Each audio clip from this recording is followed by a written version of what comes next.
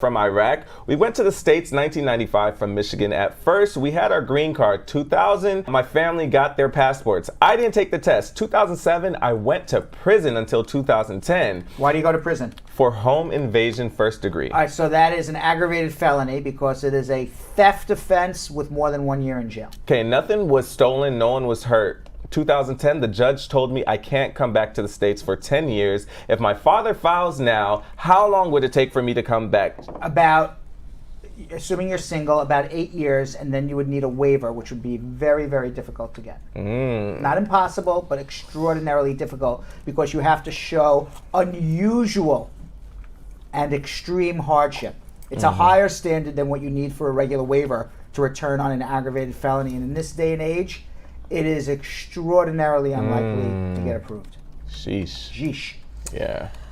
Would you say that their chances go up if they have an attorney, Brad? I would think so. All right, but they're going up from like 1% to like 5%. Okay. Well, so yeah, you can go better through the than process, but it's I mean, the man went to jail for 5 years for a home invasion. It's an aggravated felony. 3 years. 3 years. But Anything still. over the years, it's an That is aggravated fair. felony. So. Even the fact that nothing was stolen and no one was hurt. The fact that he went to jail, Prison is all that matters. Yeah.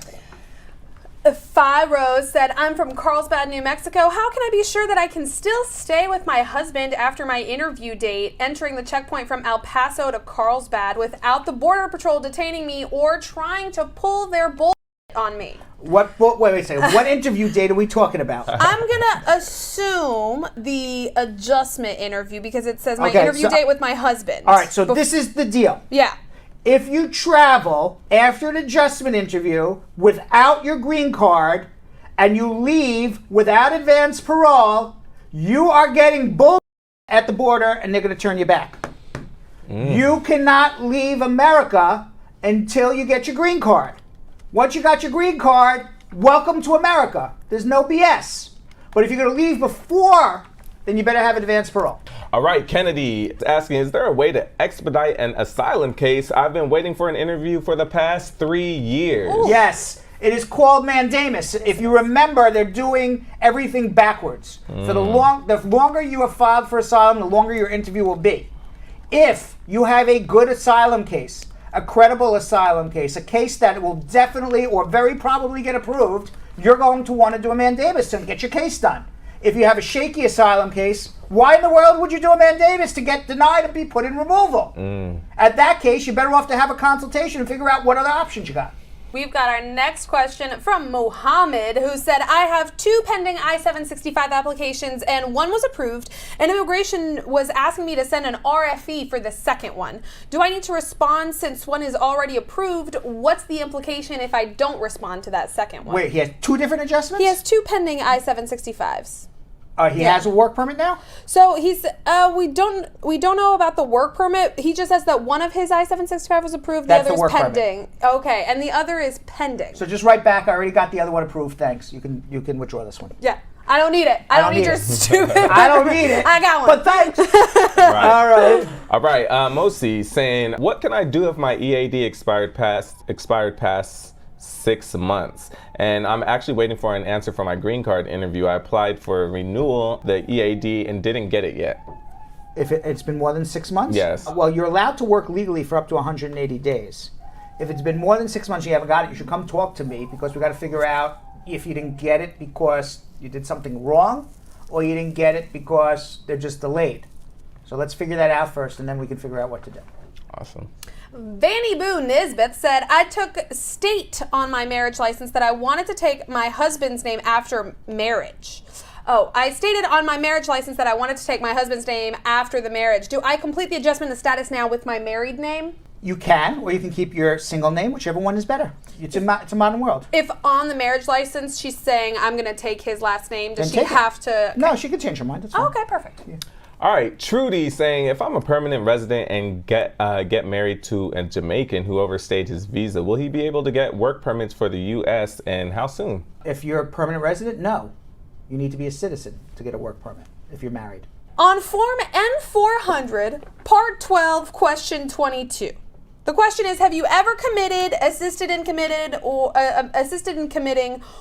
attempted to commit a crime or offense for which you were not arrested? So have you ever committed, assisted in committing, or attempted to commit a crime in which you were not arrested? Should I be marking yes to reflect that the charges were dropped? This incident happened overseas, and there was no arrest, but I'm wondering when I'm submitting papers with my N-400. But if you were never arrested, the question is, were you arrested or were you never arrested for a crime that you committed?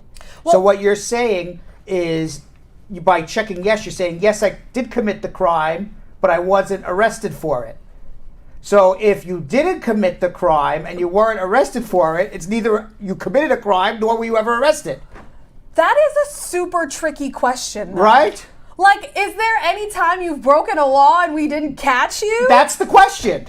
So if you say yes... What? So people... Don't admit to it, y'all. Right. I speed all the time. That's an actual question? That's a question. Like, did you break the law but didn't get caught? Yes.